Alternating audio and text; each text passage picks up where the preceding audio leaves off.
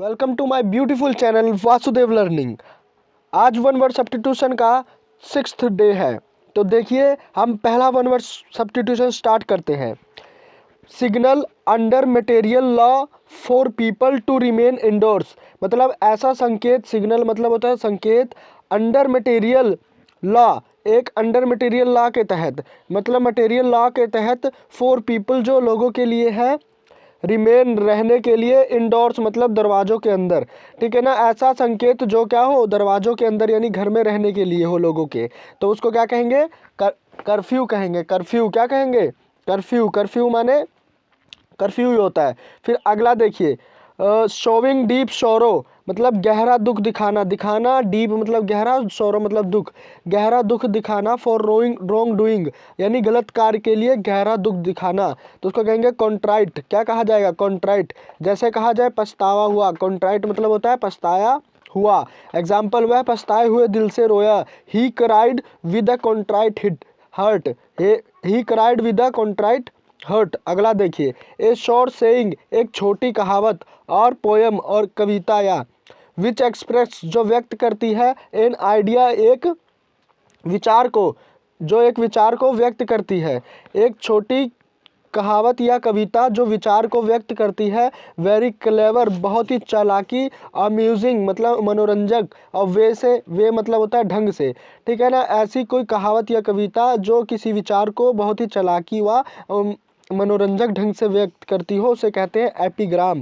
क्या कहते हैं, एपिग्राम। इसको इंग्लिश होती, इसकी हिंदी होती है चुटकुला। क्या होती है, चुटकुला। जैसे कहा जाए उनका व्याख्यान चुटकुला से समाप्त होता है, तो his lecture ends with an epigram. फिर अगला देखिए, short journey for pleasure, short journey एक छोटी यात्रा, फॉर प्लीजर मतलब आनंद के लिए, इसको कहेंगे एक्सकर्जन। एक्सकर्जन मतलब होता है यात्रा। क्या कहेंगे, यात्रा। कौन सी यात्रा, जो प्लीजर के लिए की जाए, ठीक है ना। देखिए कुछ स्टूडेंट्स हैं, 3 स्टूडेंट्स हैं जो प्लीजर की यात्रा पे गए हुए हैं, तो students are on an excursion, ठीक है ना। फिर अगला देखिए, ए शॉर्ट एक्सप्रेशन एक छोटा अभिव्यक्ति, ऑफ जेंटल ट्रुथ एक साधारण सत्य की छोटी अभिव्यक्ति, तो उसको कहेंगे प्रोवर्ब। प्रोवर्ब मतलब होता है कहावत। डिक्टम भी हो, डिक्टम का मतलब भी होता है कहावत। मैक्सिम का अर्थ भी होता है कहावत, और एड्ज मतलब भी होता है कहावत। ये चारों एक दूसरे के सैनोनिम्स है और जिनका अर्थ एक ही होता है, कहावत।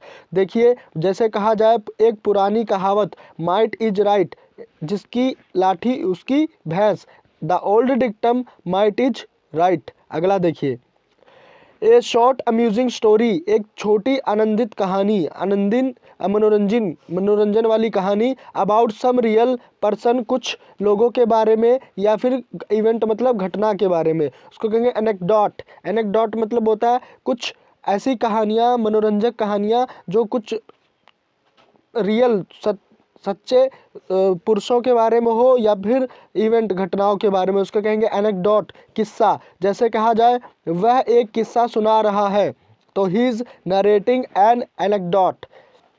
अगला देखिए, स्कॉर्नफुल एंड कॉन्टेम्प्टुअस लैंग्वेज। स्कॉर्नफुल होता है बिल्कुल ही घिनौनी, और कॉन्टेम्प्टुअस मतलब होता है एकदम बेकार, निंदनीय, ठीक है ना। घिनौनी या निंदनीय लैंग्वेज यानी भाषा का प्रयोग किया जाए, तो क्या कर रहे हैं हम, किसी की निंदा कर रहे हैं। किसी को क्या करें, अगर घिनौनी या निंदनीय भाषा करें तो उसकी निंदा तो कर रहे हैं, भाषा से बोले, तो इसको इंग्लिश में कहेंगे अप्रोब्रियम। अप्रोब्रियम मतलब होता है निंदा करना। क्या होता है, निंदा करना। जैसे कहा जाए उसे, उससे कड़ी निंदा मिली, he received opprobrium from him, opprobrium from him. फिर अगला देखिए, साइंस ऑफ वेट, किसका, भार का विज्ञान, मेट्रोलॉजी। क्या कहलाएगा, मेट्रोलॉजी, माप का वैज्ञानिक अध्ययन। मेट्रोलॉजी की इकाई की समझ है। Metrology is understanding of units. फिर अगला देखिए, साइंस ऑफ टाइम, समय का विज्ञान, तो उसको कहेंगे होरोलॉजी, माप और समय का अध्ययन। तो यह घड़ी होरोलॉजी का एक उपकरण है, तो watch is an instrument of horology. फिर नेक्स्ट है science of writing and compiling a dictionary, मतलब ऐसा विज्ञान जिसमें क्या किया जाए, लिखा जाए और कंपाइलिंग मतलब संकलित किया जाए एक डिक्शनरी को, तो उसको कहेंगे लेक्सिकोग्राफी। लेक्सिकोग्राफी यानी कोश रचना, ठीक है ना। कोश रचना लेक्सिकोग्राफी क्या है, ऐसा विज्ञान जिसमें क्या किया जाए, लिखा जाए और अवकलित किया जाए एक डिक्शनरी को, तो उसको कहेंगे लेक्सिकोग्राफी। लेक्सिकोग्राफी शब्दकोशों का संकलन है। Lexicography is a compiling of dictionaries. फिर अगला देखिए, the scientific description of different races and cultures. The scientific description एक वैज्ञानिक विवरण ऑफ डिफरेंट विभिन्न प्रकार के रेसेस मतलब होती है जातियां, एंड कल्चर्स मतलब संस्कृति, विभिन्न प्रकार की जातियों और संस्कृति को का वैज्ञानिक विवरण क्या कहलाता है, एथनोग्राफी। एथनोग्राफी क्या होता है, विभिन्न प्रकार की जातियों और संस्कृतियों का वैज्ञानिक वर्णन एथनोग्राफी कहलाता है। जैसे कहा जाता है, इसकी हिंदी होती है मानव जाति वर्णन, मानव जातियों का वर्णन। तो एथनोग्राफी लोगों और रीति रिवाजों का वर्णन है। तो ethnography is a description of people and customs. फिर अगला देखिए, science of the physical structure of the body. तो साइंस क्या है, फिजिकल सिस्टम, ऐसा साइंस जिसमें फिजिकल स्ट्रक्चर का अध्ययन किया जाए। किसकी फिजिकल स्ट्रक्चर का, बॉडी के फिजिकल स्ट्रक्चर का अध्ययन किया जाए, उसे कहा जाएगा एनाटॉमी। एनाटॉमी का मीन्स होता है शरीर रचना विज्ञान। शरीर रचना विज्ञान, देखिए ये शरीर रचना विज्ञान। फिर उसके बाद शरीर रचना से संबंधित class, the class related to anatomy. फिर उसके बाद अगला देखिए, science of the habits of living things in a relation to their environment. ऐसा विज्ञान जिसमें हैबिट्स का अध्ययन किया जाए। किनकी हैबिट्स का अध्ययन, जो रहते हो जीव, सजीव, जो सजीव होते हैं उनके रिलेशन का, ऐसे जीव जिनका रिलेशन किससे हो, एनवायरनमेंट से हो। यानी कि ऐसा विज्ञान जिनमें उनकी आदतों का अध्ययन किया जाए जो जिनका संबंध किससे हो, एनवायरनमेंट यानी पर्यावरण से हो, तो उसको कहेंगे इकोलॉजी। क्या कहा जाएगा, इकोलॉजी। पर्यावरण जीवों संबंधी पढ़ाई, इकोलॉजी।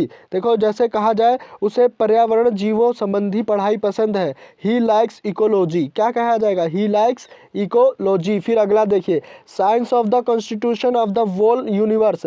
ऐसा विज्ञान जिसमें संविधान का अध्ययन किया जाए, ऑफ द वर्ल्ड यूनिवर्स, पूरे ब्रह्मांड के संविधान का अध्ययन किया जाए। यानी पूरे ब्रह्मांड का अध्ययन जो किया जाए जिस विज्ञान के अंतर्गत, उसको कहा जाता है कॉस्मोग्राफी। उसका हिंदी होता है ब्रह्मांड विज्ञान। जैसे कहा जाए, ब्रह्मांड विज्ञान स्वर्ग और पृथ्वी का वर्णन करता है। Cosmography describes heaven and earth, heaven and earth. फिर अगला देखिए, the scientific study of the cases. Cases मतलब होता है कारण, और साइंटिफिक मतलब वैज्ञानिक, स्टडी मतलब होता है अध्ययन। वैज्ञानिक अध्ययन कारणों का, किनके कारणों का, डिसीज मतलब रोगों के कारणों का वैज्ञानिक अध्ययन जो होता है उसको कहते हैं एटियोलॉजी। एटियोलॉजी के अंतर्गत हम रोगों के कारणों का अध्ययन किया जाता है, वैज्ञानिक अध्ययन। जैसे कहा जाए, वह बीमारी का कारण का अध्ययन करता है, तो he conducts etiology of the disease, he conduct etiology of the disease. फिर अगला देखिए, the study of human race specially of its origin, development, customs and beliefs. क्या कहा है इसकी हिंदी, द स्टडी मतलब अध्ययन, ऑफ ह्यूमन रेस, ह्यूमन जाति, रेस का मतलब भी बताया, जाति होता है, यहाँ पर दौड़ना नहीं होता। स्पेशली मतलब विशेष रूप से, ऑफ इट्स ओरिजिन, डेवलपमेंट, इसके मूल विकास के लिए, इसके मूल विकास का, और कस्टम मतलब रिवाजों का, एंड बिलीव्स और विश्वासों का। यानी कि ह्यूमन जातियों का अध्ययन किया जाए, ह्यूमन जातियों के किसका, ओरिजिन, डेवलपमेंट, मूल विकास का, कस्टम्स का और बिलीव्स का अध्ययन किया जाए, तो वो क्या कहलाएगा, एंथ्रोपोलॉजी। एंथ्रोपोलॉजी में क्या किया जाता है, ह्यूमन रेसेस का specially of its origin, development, customs and believes study की जाती है, ठीक है ना। तो उसको क्या कहते हैं, एंथ्रोपोलॉजी कहा जाता है। जैसे कहा जाए, मानव समाज और संस्कृतियों का अध्ययन करता है, मानव विज्ञान समाज और संस्कृतियों का अध्ययन करता है, तो anthropology studies societies and cultures, anthropology studies society and cultures. जैसे अब अगला देखिए, science of mechanical and industrial arts. ऐसा विज्ञान जिसके अंतर्गत यांत्रिक और इंडस्ट्रियल यानी कि कारखानों से संबंधित कलाओं का अध्ययन किया जाए, उसको क्या कहेंगे, टेक्नोलॉजी। टेक्नोलॉजी कहा जाएगा प्रौद्योगिकी, टेक्नोलॉजी प्रौद्योगिकी। टेक्नोलॉजी ने चीज़ों को आसान बना दिया है, technology has made things easy. फिर अगला है साइंस ऑफ हेल्थी लिविंग, एक स्वस्थ जीवन जीने की विज्ञान। क्या कहलाएगा? स्वच्छता, हाइजीन। क्या कहलाएगा? हाइजीन। हाइजीन मतलब स्वच्छता भी होता है।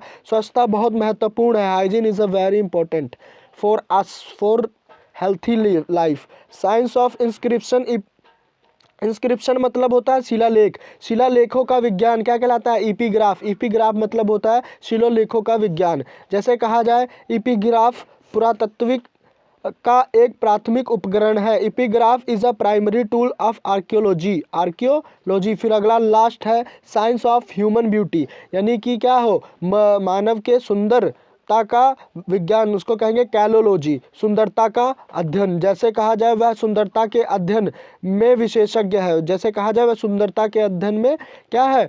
तो वह विशेषज्ञ है। She is expert, she is an expert in a calology. क्या होगा? She is an expert in a calology. देखिए, अगर आपको हमारी ये वीडियो अच्छी लगी हो तो उसको सब्सक्राइब, लाइक और शेयर ज़रूर करिएगा, और हमारे इस चैनल से जुड़िए रहिए। आपको ऐसे ही बहुत सारी वीडियो, अब इंग्लिश की पूरी वोकैब ख़त्म करा दी जाएगी। धन्यवाद।